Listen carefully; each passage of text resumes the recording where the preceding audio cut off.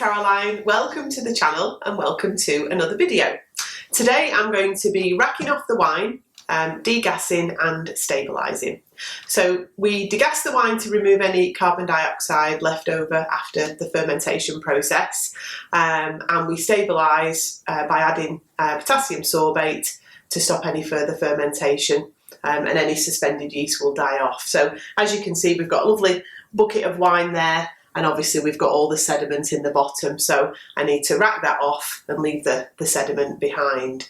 So just to recap, we started the on the house Pinot Grigio 23 days ago actually. I could have done this process after 14 days, assuming that the airlock was had stopped bubbling. But as always, I like to leave it a bit longer. So I've checked the specific gravity. We're going to be transferring this into a clean and sterilised fermentation bucket, and the other equipment that you will need is the siphon and a large spoon. So let's get started. So we're going to remove the lid and then need to very carefully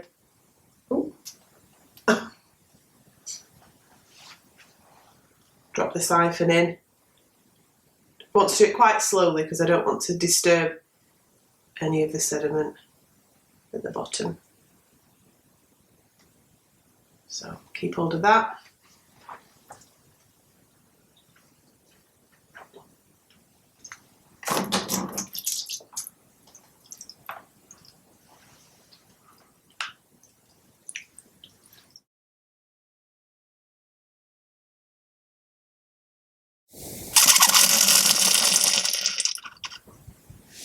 So as you can see, I've transferred the wine from the old fermentation bucket into the clean one, left all the sediment behind. Now I'm going to add the potassium sorbate and give it a really good stir, and then obviously I'm going to do the degassing as well.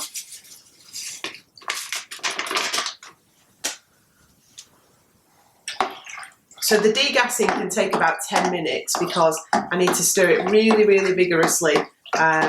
You know, for about a minute at a time, let it rest, and then do it again. So, we could speed this up.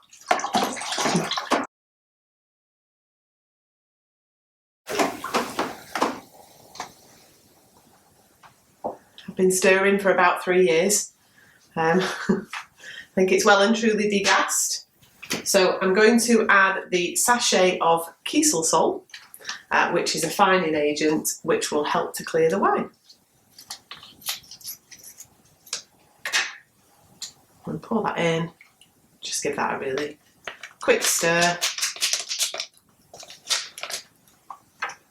And then we just need to leave this now for 24 hours and come back to it to add the final packet of fining agents. So I'll put the lid on and I will see you. Wrong lid.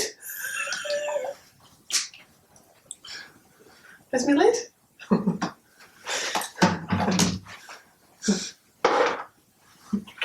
It's my right lid. So I'll put the lid on. I will see you in 24 hours before the next stage of the process.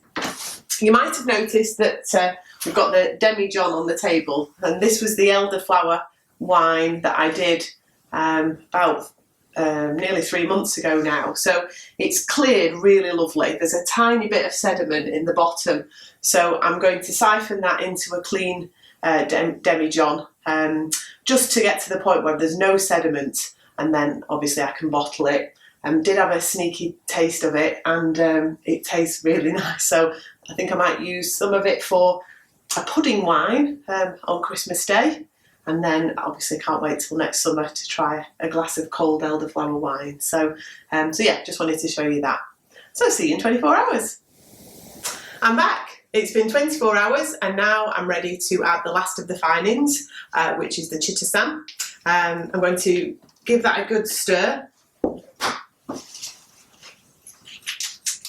And then once it's been stirred in, I'm actually going to leave the fermentation bucket out of direct sunlight and allow it to clear. So give that a good stir in.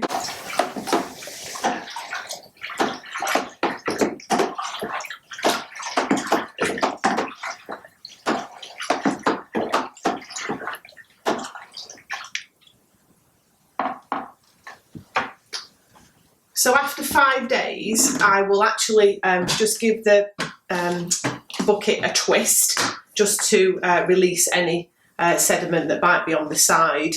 And then I'm going to continue to let it clear, which should take a further 7 days. So I'll see you on the next video to rack the wine off and to announce the winner of 3 bottles of this on the house Pinot Grigio.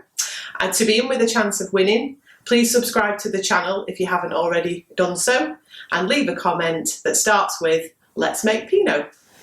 So as you can see, the Elderflower wine is still here. I said yesterday that there was quite a bit of sediment at the bottom, so I did siphon it off into another demijohn. You can see how it's crystal clear now. I'll probably leave it for a couple of weeks just to see if there is any more sediment, but I don't think there will be. And then I'm going to bottle it. But I just thought I should have a little sample. So cheers. That's very nice and very strong. Oh, I need a bit more to wash it down. Oh, that's lovely. That's lethal and lovely. And then the last thing is, obviously it's elderberry time now. So I have been out this morning foraging for elderberries. I have a huge bucket here ready to make elderberry wine. So I'm going to be putting a video together to show you how to do that. And if you have enjoyed today's video, please like, share and subscribe. Cheers.